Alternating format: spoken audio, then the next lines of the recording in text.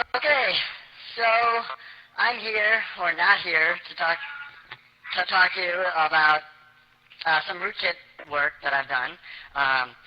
The main purpose of this talk is to talk about Tron, the Shadow Walker implementation that basically cloaks userland memory. And then there's a couple other rootkits and an IDA plugin that will help to obfuscate and hide a debugger while you reverse engineer code. First, I think it's probably important to talk about why no one's at the podium. So this is a proof of concept talk. Basically, the idea is to prove that anonymous speech is now a technical possibility. There are some social difficulties that may or may not be a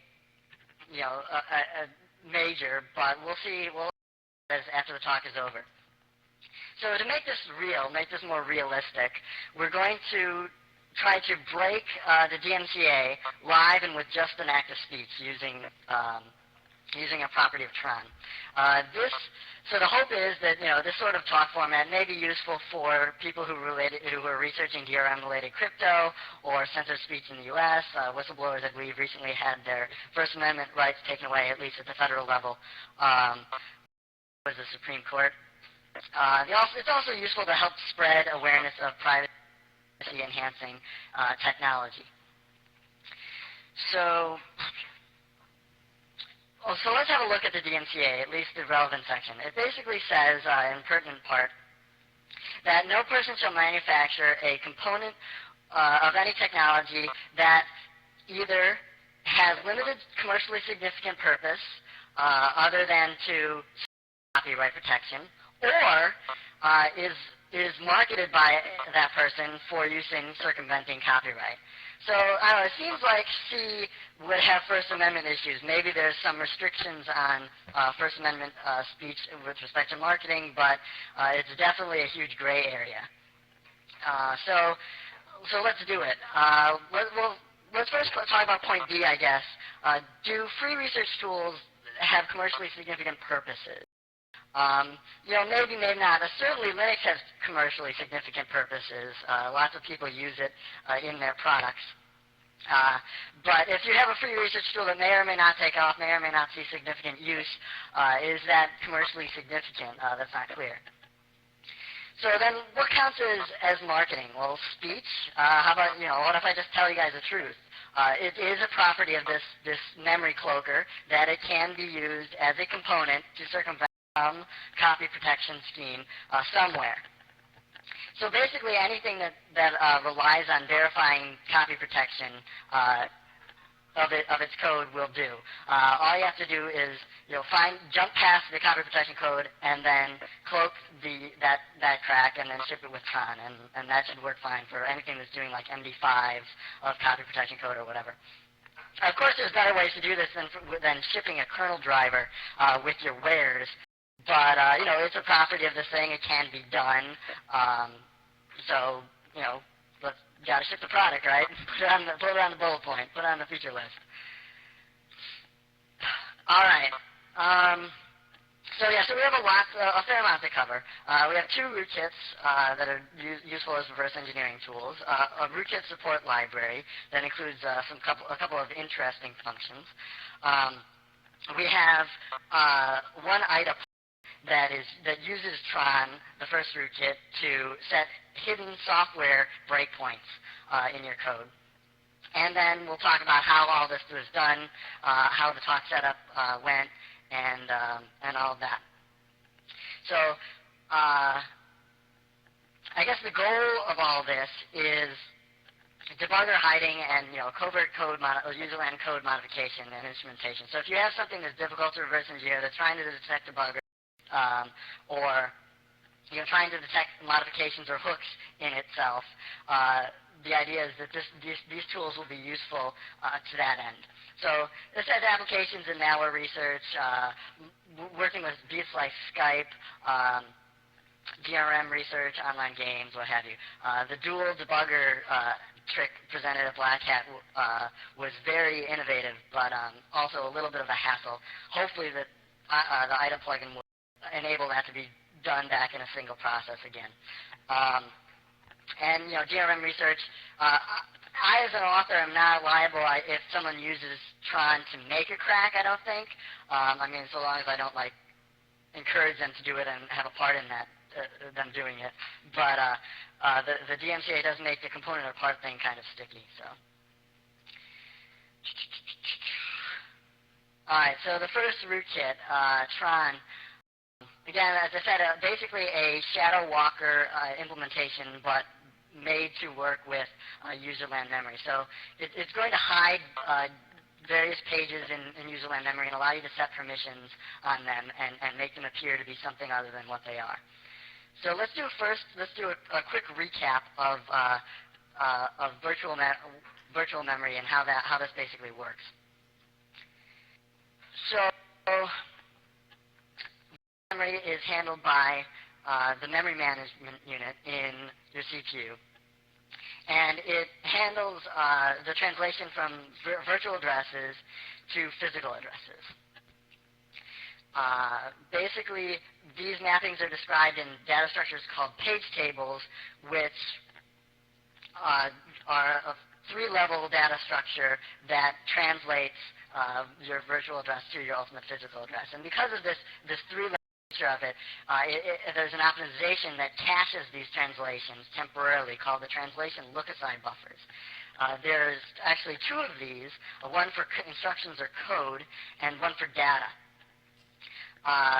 There's also a distinction between global TLBs, the ones used by the kernel, and userland TLBs. The userland TLBs are switched every time there's a process switch, but not at thread switch.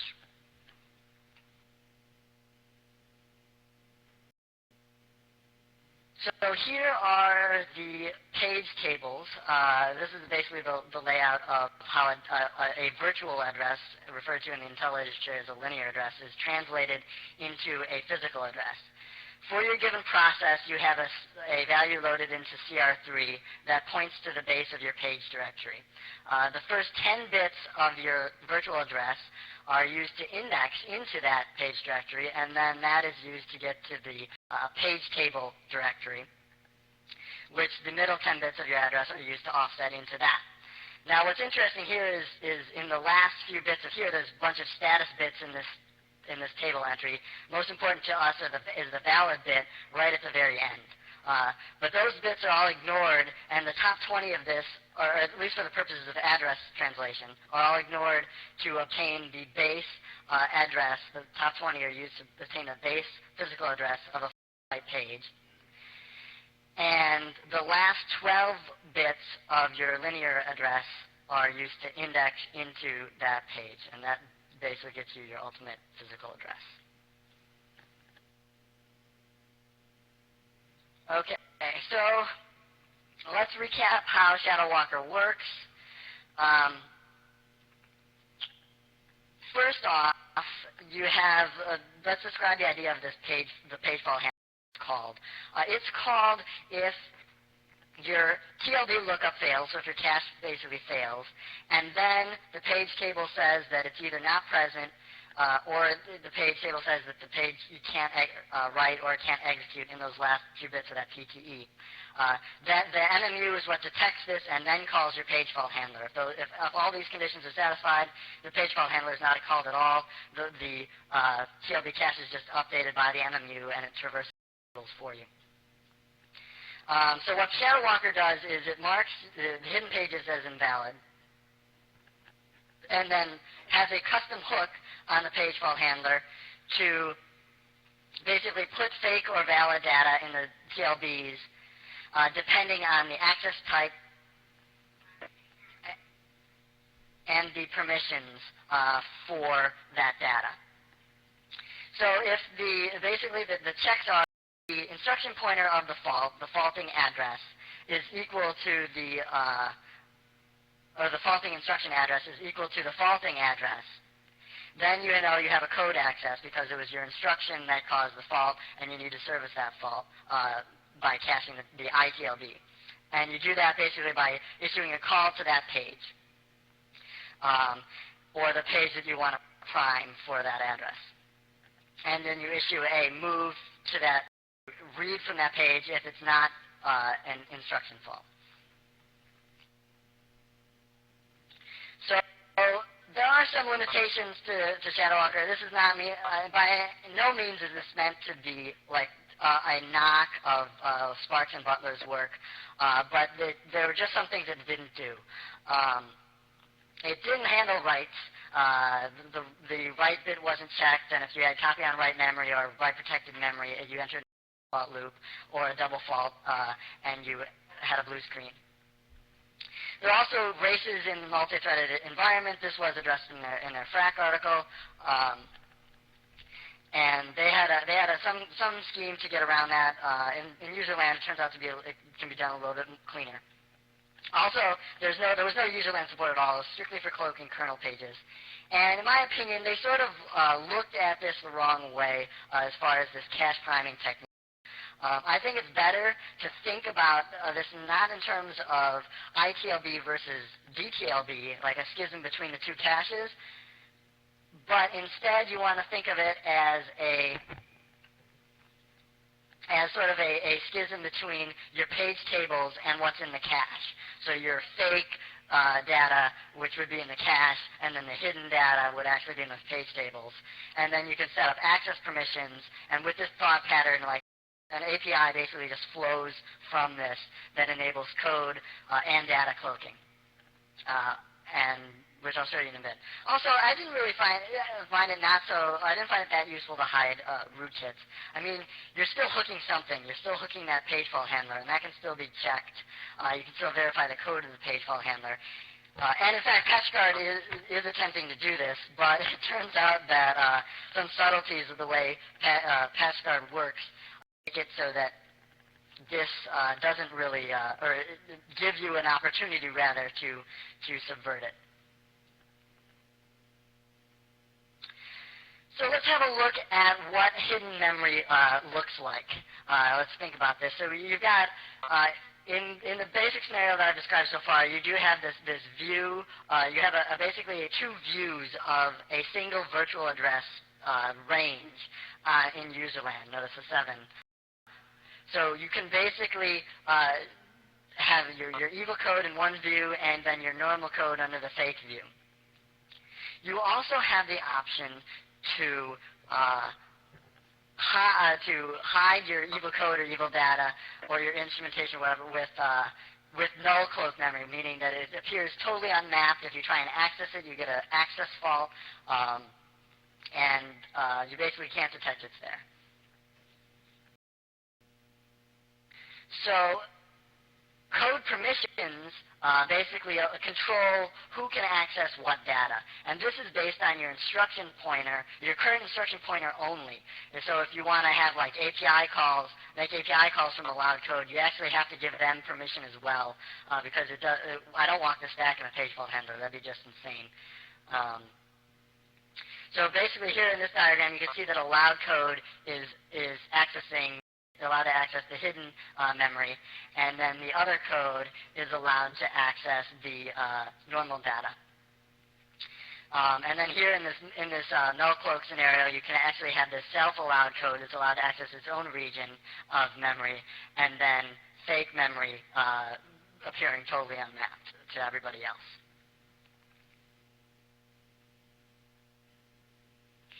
So the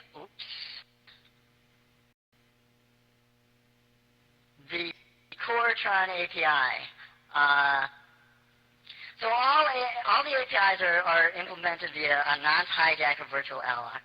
So what does that mean? That basically means there are two roughly 32-bit keys that are handed to virtual alloc. Tron detects this in the kernel and says, okay, this is meant for me as opposed to the kernel, redirects it to one of these APIs. The idea is that you can control these nonces basically consist of a secret key that's your key to Tron, and prevent people from being able to write detectors into their software that scan for these APIs. So you basically have an almost 64-bit secret key into Tron. And the APIs are as follows. You have an add cloak, which basically sets up basically sets up a cloaked range from start to end, backed or faked by this start to end range here. And you can do this out of process. The fake memory is actually copied into the kernel and allocated in the target process. So you can use your local stack, you can use heap and free it doesn't matter.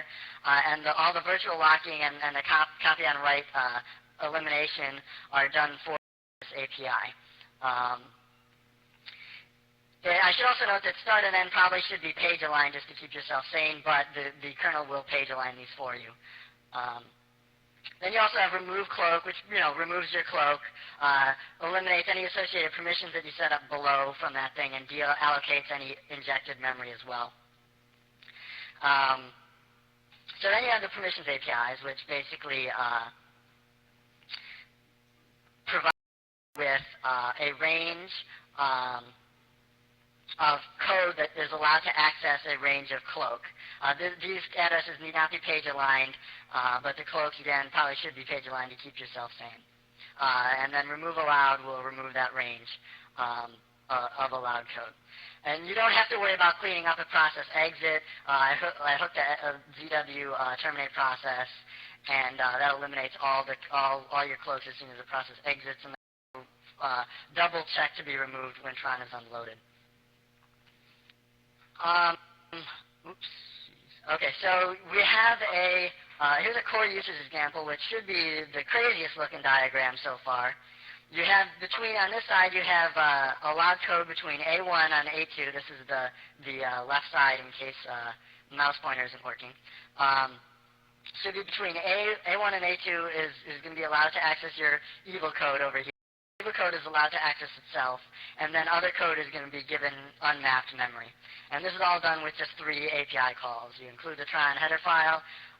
You add the cloak between C1 and C2, saying that it's going to be backed by null memory. And then you add allowed between C1 and C2 to access C1 and C2. And then you also add allowed between A1 and A2 to access C1 and C1 to C2.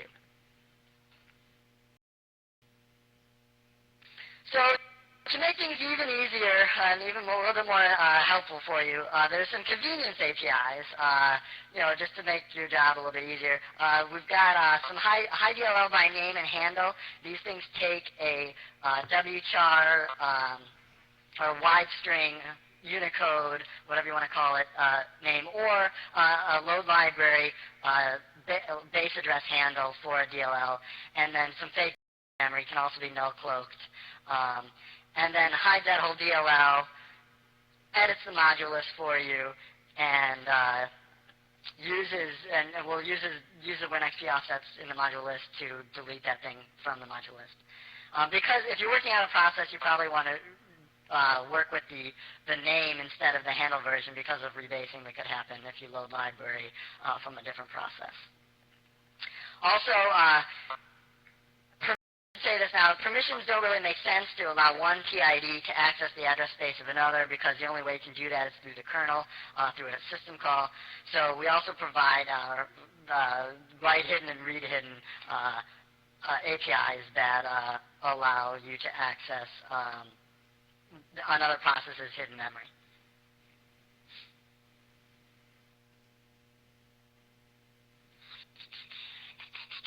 So I mentioned Shadow Walker doesn't really deal with race conditions, so that would imply that Tron does. So in fact it does with a little bit of help from the user.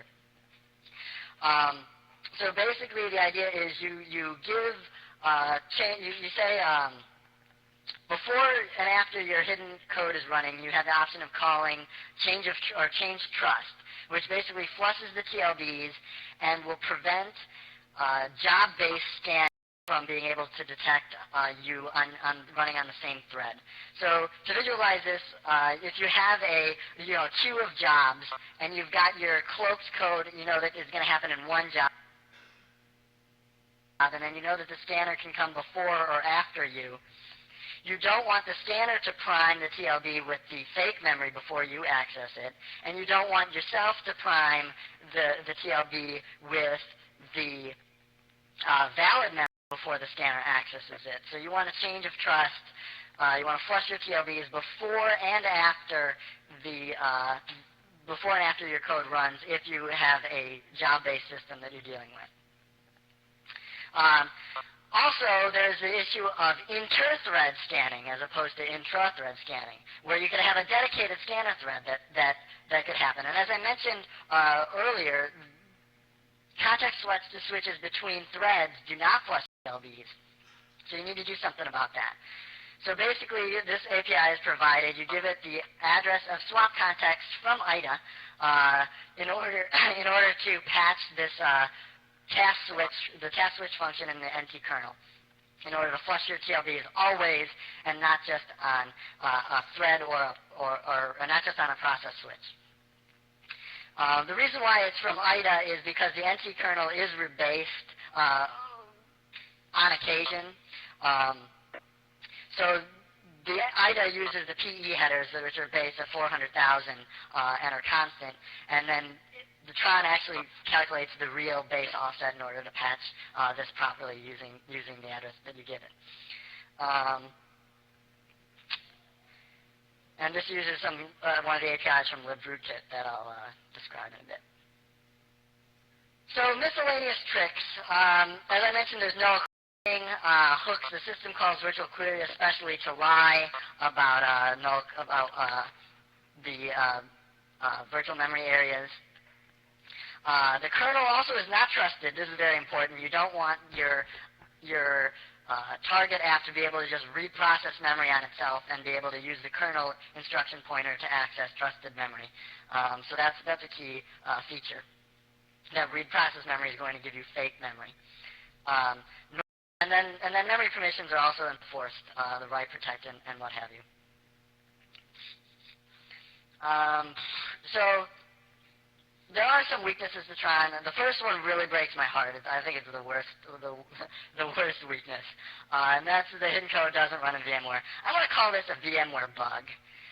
Because their IRET doesn't maintain the ITLB. It flushes the ITLB or its virtual copy of the ITLB upon return to userland code. This should be a perf bug. I mean, if there's a page fault happening in your code now, they've got to also do the translation for the code as soon as it returns as well, and get that back into the ITLB again. I don't know. I haven't submitted it to them. If there's any VMware people in the audience, maybe you could do me a favor. It would be really nice to be able to use VMware with this. But data hiding does work just fine. Also, it doesn't really crash VMware, or maybe it does if that'll motivate you guys to look at it. It causes a CPU hang, sort of. So that's VMware does remain responsive for the most part. So as far as detection, there's really only one major way I'm aware of, other than trying to probe the APIs to see if they behave differently, which we did try to take care of to the best of our abilities. Maybe we missed, but hopefully the APIs should behave normally. The regular APIs I'm talking about, the read process memory, virtual query, write process memory, and so on. But this breakpoint verification is also possible. It's basically the same idea that you have when you're trying to detect a userland debugger normally.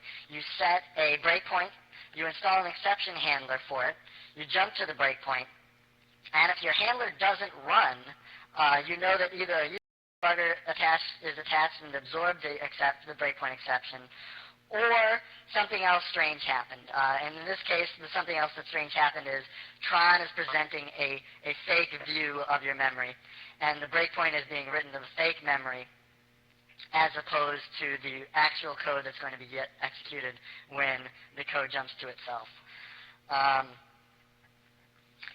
So this only works if you're presenting memory as mapped. If you have null cloaked memory that is invisible, then touching it is going to give you an access fault, and it's not going to be visible. Okay. So there is some room for improvement. Tron's not perfect. Not sure how much, if any, of this I'm going to do. Some of it is relatively easy. Like so, SMP and HT safeness is different probably a bit easier than 64-bit cleanliness at this point. Probably the easiest one on this list is making the API reentrant or thread safe.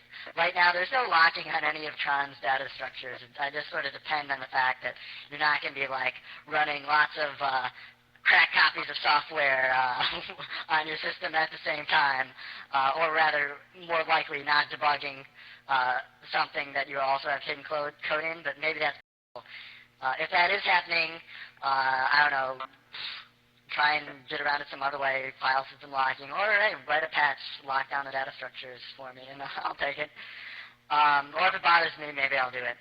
We'll see. So far, it's not been an issue. Okay. There's also now, yeah, I said not 64-bit clean. There's a fair amount of 32-bit assembly. The whole page file handler is still assembly. A lot of that probably could be redone in C, actually. But also, you have to clear interrupts and some other nonsense. Clear the WP bit in assembly, so that at least has to be done. Also, I'm really sloppy about mixing G words and P voids. That's done all over the place. That has to be cleaned up. U-longs, too. They're all the same to me. So 64-bit, so 64-bit code is going to require that. Also, a patch guard break probably will be necessary, or you got with a freaking kernel debugger, or boot into safe mode, I think. That's not very much fun. So that has to be done. So optimizations, right now Tron, on every page fault, is going to search all of its hook tables. So a couple of ways you can improve that, considerable hit if you have a lot of cloaks, is if you borrow a bit from either the proto-PKE bit, which is used to shared memory in the Windows kernel, or shared libraries in userland. That bit can be borrowed to try and hint at, or the reserved PKE bit you can try and hint that a PKE is cloaked at Tron, and only search your hooks in the event that those bits are set. So you still have to search your hooks in the event that it faults to actual shared memory, but at least you'll eliminate some of them. If that reserved bit is available and not bug checked, you can actually eliminate almost all of them if they don't use that at all, but that's a big gamble. And these things, I think, are documented. These bits are documented in the ReactOS NDK. Has those filled out for you, so you can have a look at where they live, if you're curious. Also making the hook arrays into hash tables. It's just a linear search right now because I want things as simple as possible, at least make sure it worked. It's probably not too hard to turn it into a hash table, and you can verify it with the linear search for a while to make sure everything's sane. So that's doable. I may or may not get to that. I don't know. We'll see. Thoughts on PatchGuard. So I mentioned that PatchGuard actually enables a break of, or ShadowWalker to completely break PatchGuard, which is interesting. But first I want to kind of rant a little bit. I don't know. I don't think PatchGuard is the right approach, at least not the mandatory way that's being going about now. Unless things have changed, as far as I understand it, you need a kernel debugger attached in order to disable it. Possibly booting into safe mode, possibly not. I don't have x64 hardware, so I haven't been able to verify any of this. But it's basically going to lock out all custom kernel modifications. Anybody who wants to play with their kernel, and third-party scanners as well who want to hook system calls. Microsoft basically declared war on the good guys and the bad guys, I think, with this move. People who want to understand the kernel for drivers or whatever, who want to use the kernel for reversing other programs, or who want to do malware research to try and research which system calls malware makes, or who want to do the same thing with botnet research to try and see if they can detect, botnet infections or whatever, or the same and then, reversing, as I said, all these people, they're all going to look for breaks, including the bad guys, and yet legitimate antivirus is locked out. So it creates sort of a monoculture solution where you really need, it's just break once, break everywhere, one thing that you have to worry about. Instead of userland where there's multiple AV products and that malware writers would have to circumvent, now you just have one. One to break. And the result of this is going to be a stability nightmare. All these machines are going to, they're going to be suffering from breaks. They're going to be bug checking all over the place. I don't know. We'll see. Time will tell on that one. But in any event, it turns out that this thing does provide a way to cloak your page fault handler, which in the case of Shadow Walker means that you cloak everything. Basically, the idea, if you've read the uninformed.org paper on PatchGuard, they do have another break. This one is different from that. That was also very excellent work, very brilliant work by those guys. Very impressive. That's where I basically got this idea, since I don't have 64-bit hardware. Basically read their paper and thought of this. So the idea is you mark the start point, which is the default handler. PatchGuard, at least the version they looked at, used the default handler to start things off. It had some moduli that it checked for. There was special random value, and that scan. So you mark that non-executable, which is supported on your 64-bit CPUs. And then in your page fault handler, if your instruction pointer is equal to that default handler when it first starts, you prime your data table with a fake page fault handler copy that conceals your jump or whatever in the real page fault handler. And then you're gone. You should be ghost. This PatchGuard will continue to scan, and it'll read use the there shouldn't be a context switch, and then you should be gone. Now, I could be wrong about this. Like, obviously, I haven't tested it, and there may be ways around it, but kind of short on time. Don't really like the system. Next slide, please. Yeah. Wait, I do that myself. All right. Okay, so ADHD. So ADHD is a device. Nice little graphic from the movie. Also, side note, probably another DMCA violation with these slides. Probably may or may not be fair use to use these images. I'm kind of going a bit overboard, but all you have to do is use MPlayer to play that DVD, and then you've got another DMCA violation, which is kind of nice. All right, so ADHD debugger detection.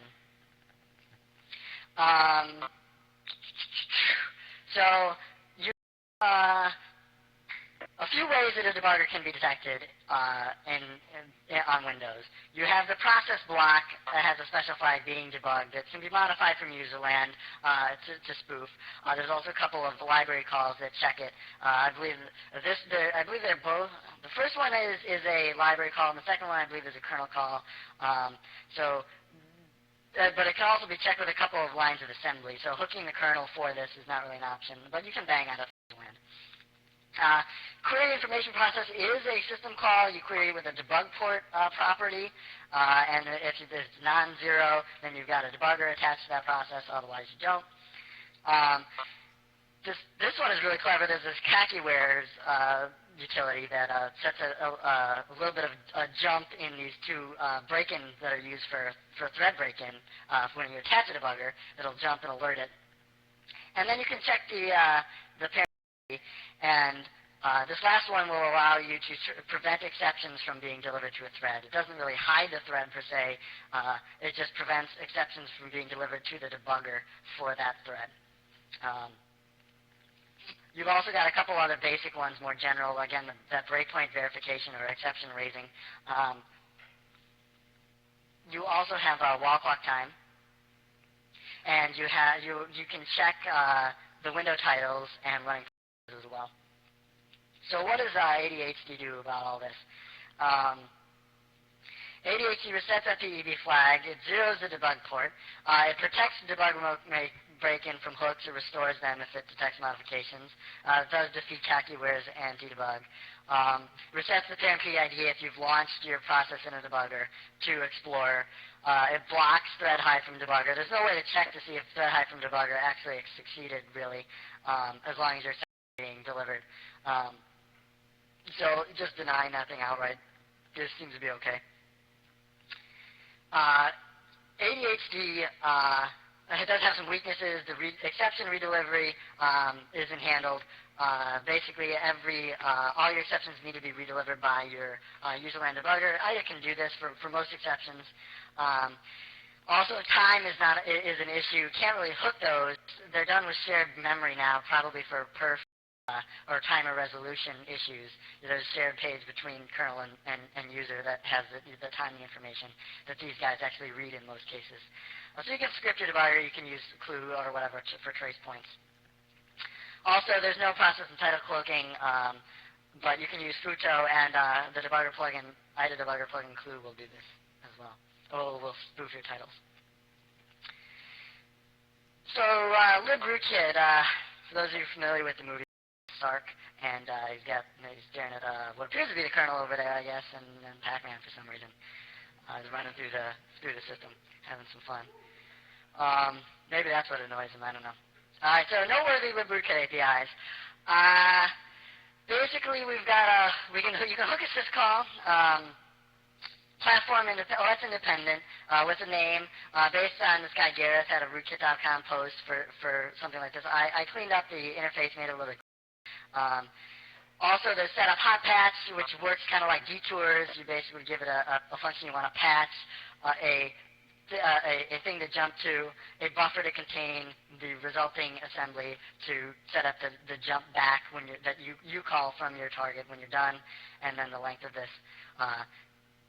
And it uses this guy Nick Cappen's x86 length decoder, very nice length decoder, very very minimal, and it's also used by swap contacts, and there's an undo for this thing as well. And then these guys at the bottom, TV borrowing and channel table finding and setting interrupt vector or whatever. The TV borrowing is useful for looking up or for getting a userland pointer to give the system calls that you want to execute from the kernel. Clue is the IDA plugin. I think this graph is kind of nice. This guy basically hooks your IDA, is an IDA debugger plugin to set hidden software breakpoints with Tron. So you can set, so it's useful so you don't have to just set, your 4 hardware breakpoints and worry about those and have to continually reset them. You can set as many hidden breakpoints now as you want. I haven't tried tracing yet, though. It's on the to-do list. Probably, it should work. The IDA plugin API is unfortunately broken. There's 4 calls: add breakpoint, delete breakpoint, read memory, write memory, and a few others. But it never calls write memory. So had to use Microsoft detours to detour write process memory in order to hook it and do the writing to hidden memory to set the breakpoint. And it changes items, Windows titles to random strings, kind of a little trick just to avoid detection. The warden, I believe, checks your window titles. It is a form of detection for debuggers.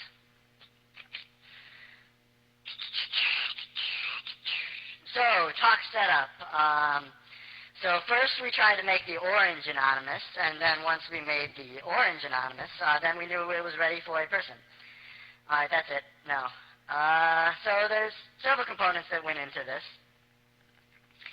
And the first, on this side, we've got a ventricle client. We've got a voice changer, which is why I sound like some kind of elf. It's not actually my real voice. We've got a VNC client as well for the connection to the virtual machine, and Tor, of course, to route everything over and make to obfuscate the IP address. So there's also a Linksys router involved, basically for a firewall and a little bit of range for 802.11. It could have just as easily been done with another VN on this side and a Linux host, or as we'll talk about in a bit, a complete Linux solution. And then a VM image to make things easier on Hikari, who was extremely helpful in setting this up. Of course, the whole con couldn't happen without this guy, and definitely this talk would not have happened without his patience with my random emails and insane demands. Props to him, and he's on the side is a VM image with a VNC server, some tools, and the slides, and Ventrilo server and client for voice. And then lastly, plenty of paranoia and fuck the man. These are both necessary components for this talk. Alright, so local setup. 802.11, if you want to roll with that, you'll find a coffee shop, hotspot, friend's apartment with open access point, whatever. Change the MAC address on the or your laptop, and put the thing in the client mode, supported by OpenWRT, VDWRT. Ventrilo has some UDP traffic that needs to be blocked. That's a reason for the Linksys or a Linux router ahead of you or whatever. And it also phones home, so you want to block that. So you basically want to block all but your Tor server traffic at the Linksys router. You want to, and then these two IP cables will do that. And then you need to configure your Tor RC a little bit to build fast circuits to Tor, so you're not depending on just chaos to be able to get you a good link to wherever. And then then we add a tunnel VNC and Ventrilo over SSH-L. And there's a little echo script that lets me know that this thing is still live. That's printing out times as well. Okay, so here's the setup diagram of what all this works. There's only one Tor circuit needed because we're actually multiplexing VNC and over SSH here. Because this is done both to make it easier for the Tor circuit and because they don't support proxy, so they think they're connecting to the local server. Also, in the event that data retention actually happens and is competent, which is a big if, there may or may not be a global adversary in the future, in which case you'll probably need to do some extra sketchiness, make sure this 802.11 network is not close to you, or additional fake flows with some of your friends into the Tor network. The big issue with the global adversary is that this talk is happening at a specific time. It has a relatively guessable traffic pattern, and it is going for specific duration. This is very fragile to someone who's able to observe, say, the Backbone or Dan Kaminsky, for example. It could really ruin my day. So you have, on the other side, you have EVDO, and the EVDO line is basically what's the only network link on the display computer, and then there's a forwarded port to the VM image that contains everything that I need. So this thing is actually pretty mobile. It should be able to be done at just about any con. Well, presumably. I don't know if my voice is dropping like crazy or not over the EVDO. Has a little bit of packet loss, a little bit of extra latency that may or may not be a problem. Since Ventrilo is TCP, it is reliable. So I don't know. This manifests itself as crazy delays. Hopefully there hasn't been too much of that. VM can be Linux once the Ventrilo client is done. There's a lot of serial number and update issues with VMware or with running Windows on VMware. Basically, you have to somehow get a copy of Windows that doesn't have a serial number associated to you on it, and then you have to manage to update that so you don't get in the talk, and do all that stuff without leaking any information about that image onto the net. That's very tricky. Linux would make things a lot easier and a lot, legally safer. I do have a license technically for this VM image. I've got a destroyed computer with a Windows XP home sticker on it still. That's my license for this guy, I'm going to say. I think everything should be legit on that end, even still. But, whatever. Anyway, so how do you build this custom Tor circuit? Well, there's this Tor control port that you set up with that option earlier, the 9051 option. You tell that to localhost 9051. It's just a couple of commands. You authenticate yourself. If you set a password, you got to provide it. And you subscribe to stream and circuit events. You need to build the circuit first, which is basically a route through Tor. You give it your path. This path can be any length. You can go crazy and make it like 100 nodes long or whatever. And then you get a circuit back to success status, and then when you make a connection to the Tor SOX proxy with like SSH or whatever, it tells you, there's a stream in. What do you want to do with this thing? Because you told it to leave it unattached. You then say you attach it, and then you're connected. You also have to watch this exit policy on this last node. Run down to the bell here, I guess.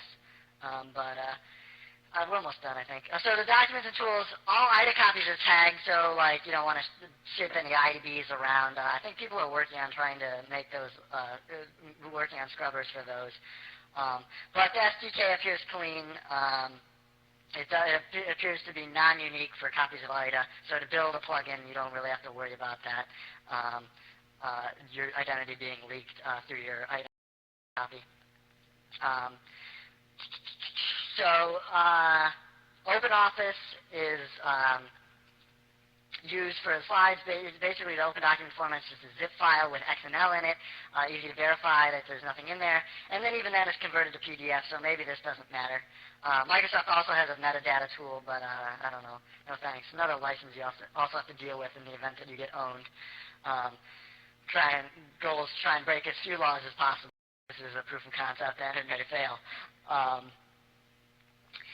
Okay, so Windows Serial. Also, as I mentioned before, this auto patcher utility is great for updates without having to worry about this thing talking to the Microsoft Update servers. There's also a proxy config option that allows you to set up a proxy for updates. You can use that as well. Auto patcher is just so much nicer, though. You just download it, and then come back and get it later. If you screw up, you can just easily re-update later, reinstall and re-update later. GDK is free, but MS will only mail it, presumably to track sketchy people like me. But there are, obviously ways around that. Setup, and you also have to watch your symbol path in WinDebug so it doesn't query the symbol server for, tron.sys or whatever. You want it to search locally. And then all your research and stuff should be done through Tor.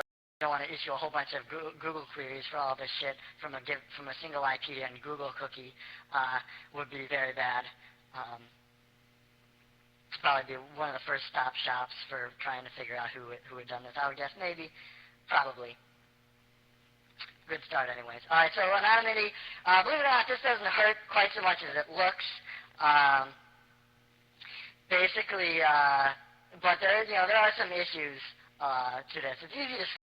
So even if you're technically sound and you do everything right, your friends who you try to either enlist for help and who had other commitments, or even those working with you,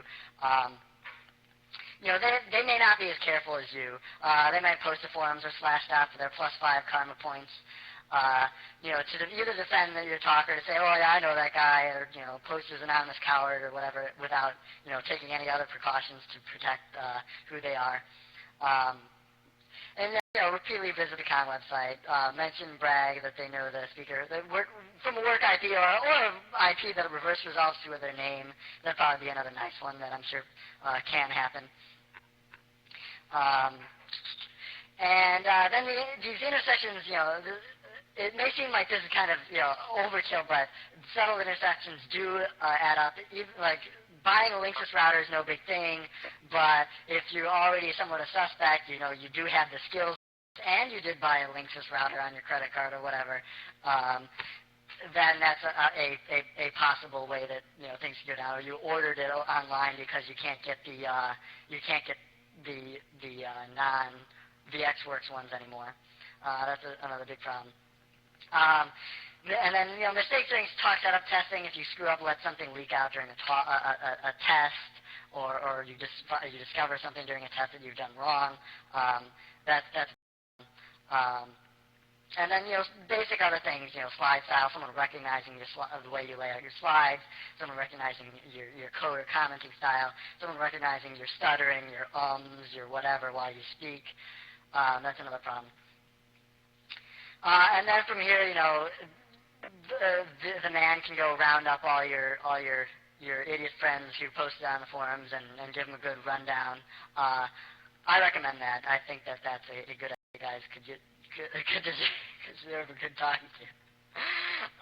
Well, maybe that didn't happen. I don't know. I actually have no idea. They wouldn't tell me, I'm sure.